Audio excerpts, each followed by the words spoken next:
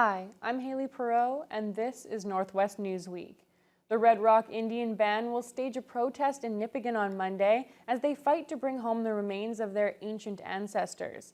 The band issued a media release on Thursday sharply criticizing Parks Canada for the excavation work that turned up human bones dating back hundreds of years. The groundbreaking was held in May at the Nipigon Marina for the headquarters of the Lake Superior National Marine Conservation Area. Excavation work for the $37 million facility was halted soon after when human remains were discovered. Red Rock Chief Alan Ottawa says since then, the remains of 3 other people who lived before the 15th century have been found. Ottawa says the band is trying to search all the excavated material as it was dumped in numerous locations, leading to what he calls a morbid scavenger hunt to find all the remains of their ancestors. The area is now considered a sacred space, and Parks Canada is looking to build at a different location in Nipigon. Plans for Monday's protest are still being finalized. The federal government has announced nearly $14 million for critical mineral projects in our region. The funding is earmarked for lithium and other mining projects near Armstrong, Red Lake, Marathon, and Red Rock. Justin Hardy reports. Canada's Minister of Energy and Natural Resources, Jonathan Wilkinson, made a stop in the city to announce funding for 4 critical mineral projects in the region. Pending final due diligence from Natural Resources Canada, the funding is coming from the Critical Mineral Infrastructure Fund. Wilkinson says supporting projects like these puts Canada in a good position to be a global leader in a wide variety of critical minerals, including lithium and copper. The long-term demand for lithium is only going up as we see more and more batteries being produced for a range of applications, not just for cars. So the long-term prospects for lithium are very strong. Part of the problem that we have in a number of critical minerals areas, not just lithium, is that there is a high degree of concentration of control in one country. And there has been in the past a number of manipulations of the market. Certainly climate change is real, and to address climate change we have to transition away from fossil fuels to alternative sources of energy. And certainly for that, lithium is really important, both for batteries for vehicles but also for storage. The funding focuses on road and electrical infrastructure for the mineral projects in this region. $5.5 million will go to Green TM Resources to upgrade 112 kilometers of existing roads and replacing 3 bridges near Armstrong. $6.1 million is going to Frontier Lithium to advance Indigenous engagement and engineering for a 56-kilometer all-season road and electricity infrastructure for the Pac Lithium project north of Red Lake. RockTech is getting $1.4 million for their project in Red Rock, and Generation Mining near Marathon will get $771,000. MP Patty Haidu says this funding will benefit the region greatly. These are great projects for the riding, not just obviously for the revenue that it's going to generate for the region, but also for the jobs and the opportunities.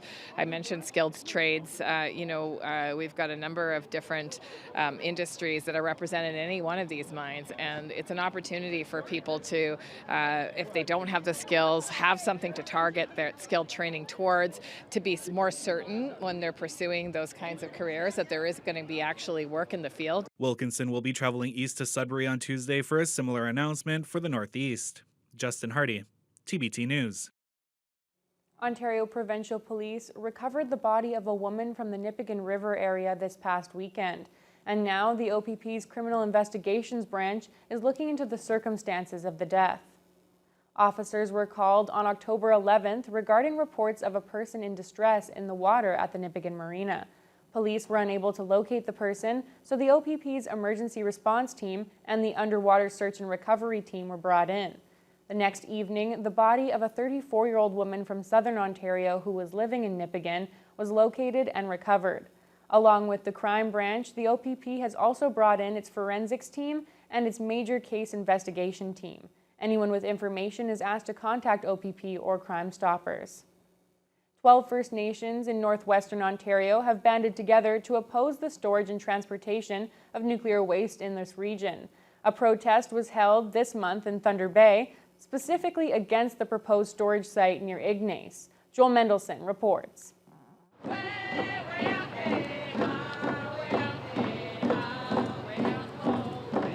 A unified stance against nuclear waste in northwestern Ontario. Both governments, I'll say, they have to hear the voice of the people. The Land Defense Alliance led a demonstration at Waverley Park to emphasize their stance against nuclear waste being brought to this region. The site near Ignace is one of 2 on the short list by the Nuclear Waste Management Organization. And this summer, Ignace Council voted in favor of continuing to work with the NWMO to bring the $26 billion project to that part of the region. Grassy Narrows First Nation Chief Rudy Turtle says the money is not worth it. Like, you take short-term economic benefits, which will last, maybe 5 to 25 years, versus what could be a potential disaster for hundreds of years, because nuclear waste just doesn't go away. Gulf Bay is another one of the 12 First Nations that signed the letter of opposition to the NWMO. Chief Wilfred King says the First Nations ought to be consulted on matters of this nature. We were never ever contacted by the organization about this, and we feel that there's a legal duty to consult with all First Nation communities, especially if the nuclear waste is being hauled across our territory. Grassy Narrows has first-hand experience in this matter. Industrial discharge from a paper mill in Dryden has contaminated the Wabigoon River for decades, and one study estimated that 90% of the community suffers from some degree of mercury poisoning. That is why Chrissy Isaacs travels throughout Ontario to inform people of the dangers of toxic pollution. My purpose was to educate people about what was going on in Grassy. We had 8,000 people in attendance, of the River Run Rally in Toronto. 8,000 people, that's 8,000 people that know about what's going on, in northwestern Ontario. The NWMO is aiming to select a preferred site for the facility by the end of 2024. Joel Mendelson, TBT News. Construction of the $1.2 billion Waasigan transmission line can officially go ahead after the province approved the final environmental assessment. Hydro One Vice President Sunny Karanakaran says permits are being finalized and the first phase from Shunya to Atikokan should get underway in November. The approval of the environmental assessment has come after a number of years of collaborative work with Indigenous communities, local landowners, municipalities, and a number of various project stakeholders. And it now gives us the opportunity to prepare for the next phase, which is to get moving with the construction of this project. The transmission line from Shunya to Dryden is expected to bring an additional 350 megawatts of power to the region by the end of next year. But it's been a controversial project as homeowners along the route could have their land expropriated, meaning it'll be taken against their will if they don't agree to a monetary settlement. Hydro One says 80% of homeowners have agreed to settle voluntarily so far, and 95% have allowed early access for pre-construction work. But for the rest who are still holding out, construction can begin without their approval. Construction can and will commence. We have plans to actually commence the construction in early November, and are going to be doing that. Even though construction has already been approved, Hydro One has still scheduled 3 public open houses later this month in Atikokan, Thunder Bay, and Kaministiquia. The man arrested in a cold case homicide along the North Shore is no longer facing a criminal trial. 48-year-old Nicholas Statsula was arrested 4 years ago in connection with the death of a woman in Schreiber in 2006. But the murder charge against him has now been stayed. Jonathan Wilson has the details. 42-year-old Janine St. Jean was found dead at her residence on Quebec Street in Schreiber in November of 2006. OPP ruled her death as suspicious, but the case remained unsolved for more than 13 years. Then in April of 2020, police announced that Nicholas Statsula had been arrested and charged with second-degree murder in connection with St. Jean's death. The longtime Terrace Bay resident was committed to stand trial on the charge following a preliminary hearing held in February 2022. Another hearing was held this past summer, where the Crown announced there was no reasonable prospect of conviction. As a result, the prosecution was terminated and the judge stayed the murder charge against Statsula. The Ministry of the Attorney General says when assessing the prospect of conviction, the Crown considers several factors, including the circumstances specific to the charge and the availability of evidence implicating the accused person. Jonathan Wilson, TBT News. It's time now for a short break. When we come back, the province announces over $2 million for Superior North EMS. So this ability for the province to come forward and provide this funding is really filling that gap and helping us maintain that service delivery.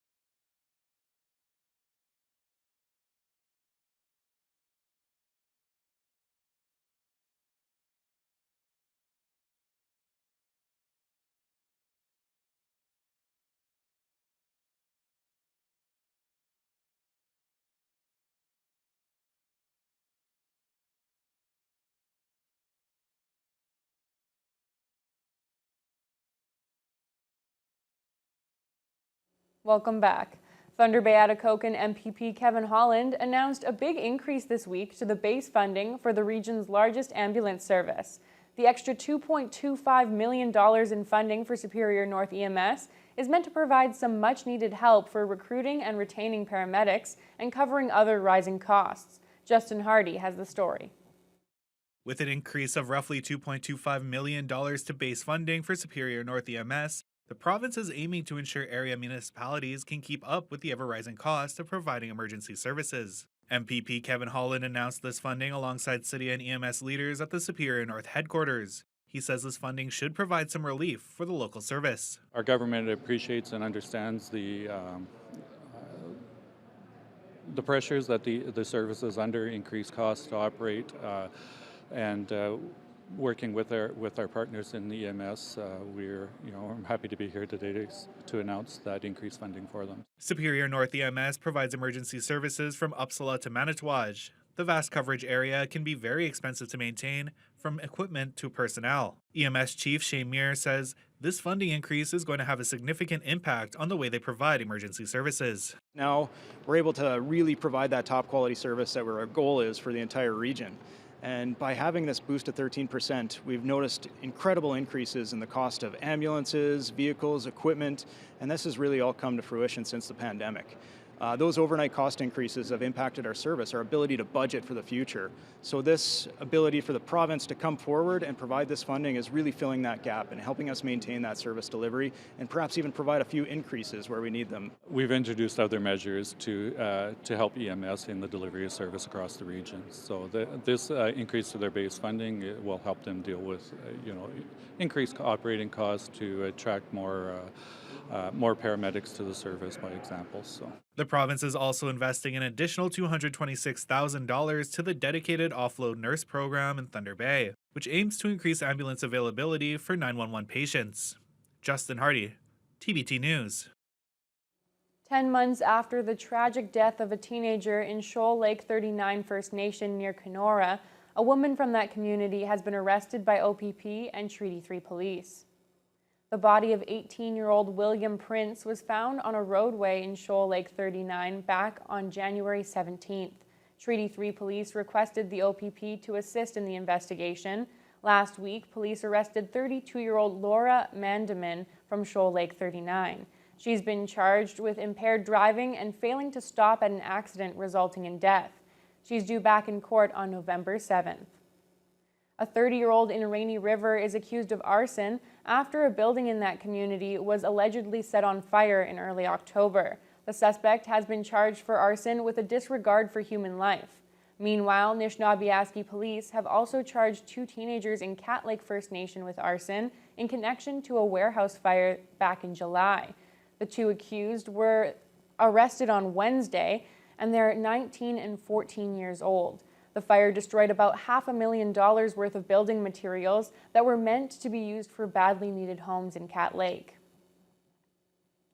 Grassy Narrows First Nation is celebrating some good news for their community. Chief Rudy Turtle says they've been approved for approximately $24 million from the federal government to bring 100 new homes to Grassy Narrows.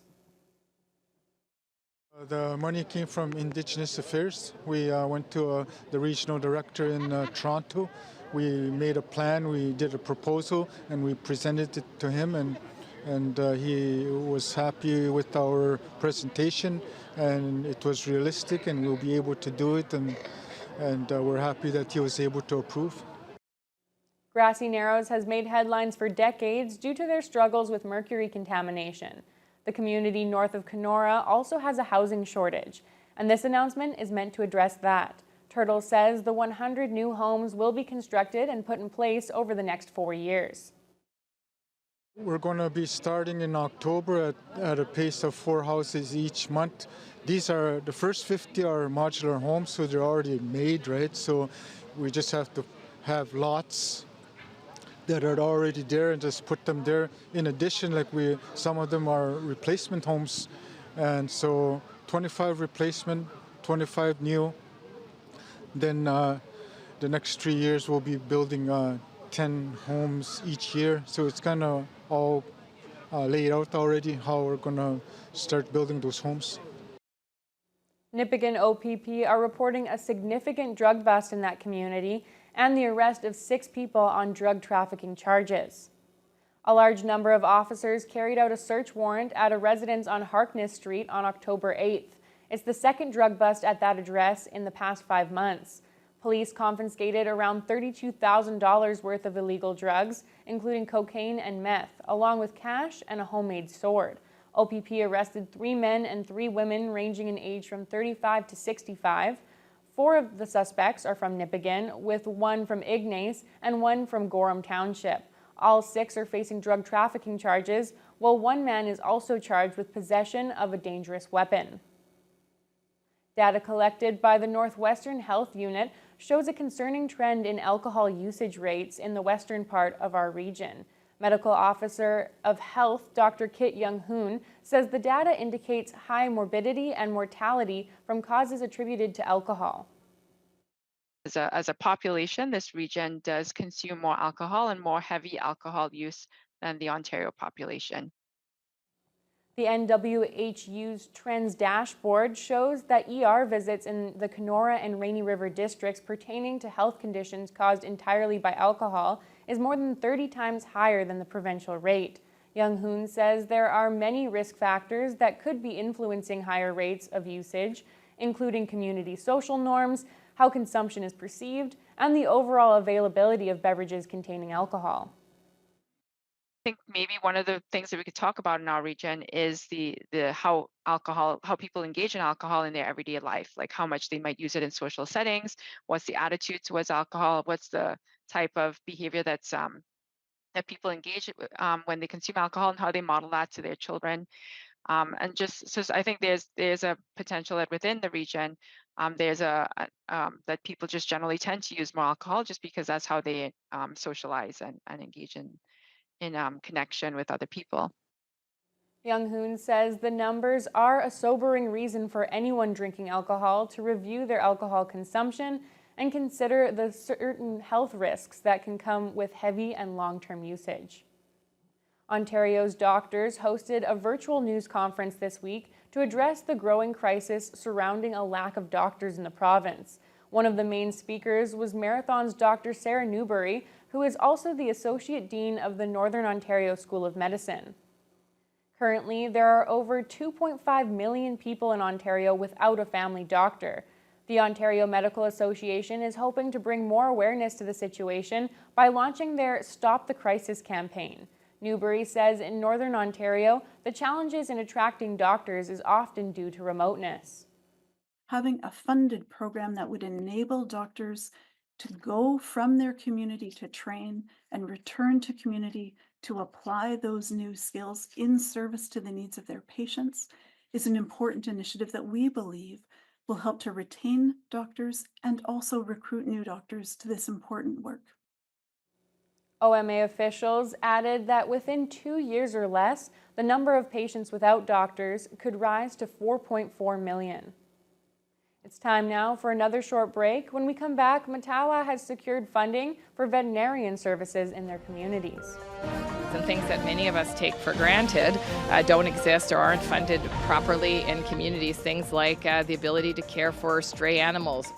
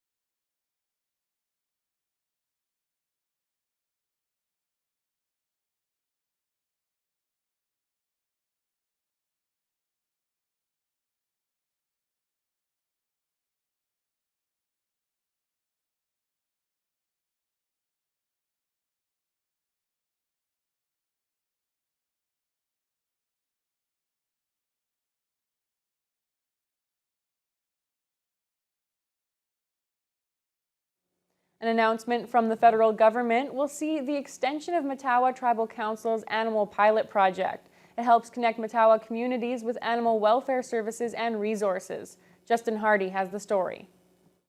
I cannot believe that we have to continually be reminded that First Nations people are humans and they have connections with animals and they care about their children and they care about the land and they care about their communities. We have to do better as a country. An emotionally charged speech by Canada's Minister of Indigenous Services at an announcement of additional funding for Mattawa's Animal Pilot Project. Patty Haidu joined Mattawa leadership to announce $1.5 million in funding to extend the pilot project by another 2 years. The project aims to improve animal wellness, provide education, and control animal populations to create healthier, safer communities for both people and animals. Animal welfare is something that is often overlooked as a service that should be available for remote communities, according to Haidu. There are some very distinct funding portfolios that communities receive for community life, things like infrastructure, for example, or water provision, healthcare, education, but there are really significant gaps and things that many of us take for granted don't exist or aren't funded properly in communities, things like the ability to care for stray animals or the ability, and you heard the lack of access to health care for all kinds of creatures. The pilot project was launched this February. So far, it's played a significant role in offering spay-neuter animal wellness clinics to Mattawa communities who have not seen them on average for 8 to 10 years. It also worked with the First Nations on animal population surveys and general education and awareness of animal population management. It's also been able to build strong partnerships with the Mattawa member First Nations and other animal-related organizations, charities, and groups. Mattawa CEO David Paul Nipigon says the support from the federal government is great to see. And I hope that other First Nation communities across Canada will fight for their, I call it a right, it's the right as communities to get veterinarian services for their pets in our communities. It's needed. The Mattawa Chiefs Council is also developing a business plan to potentially continue and expand the project to serve other First Nations in Northern Ontario who lack access to veterinary services, animal supplies, and resources. Justin Hardy, TBT News. The city of Dryden is seeking artists to turn a pair of tree trunks in a local park into public art pieces. The city is looking for wood carvers with preference given to artists who are Indigenous and who have experience and knowledge of Indigenous local history and art. The city removed branches from 2 cottonwood trees in Cooper Park several years ago. Artists in the area are invited to submit expressions of interest to carve the trunks into artwork which could convey the cultural and historical significance of their location along the Wabigoon River. Dryden Mayor Jack Harrison says the city is hoping for a beautiful attraction for its waterfront after the huge trees died and had to be trimmed down. And they had to be trimmed back for safety reasons. So when we say stump, we're talking 15 feet tall, and there's a really opportunity to create carvings because there's a pathway through by the river, one on each side. So we've put a request for proposal out to carve, for design and carve of these 2 large trees. So we're excited to see who would be interested in providing requests for proposals and doing that carving sometime early springs. The closing date for expressions of interest is October 23rd. That's all for this edition of Northwest Newsweek. We'll be back next time with more of the top stories from across the Northwest.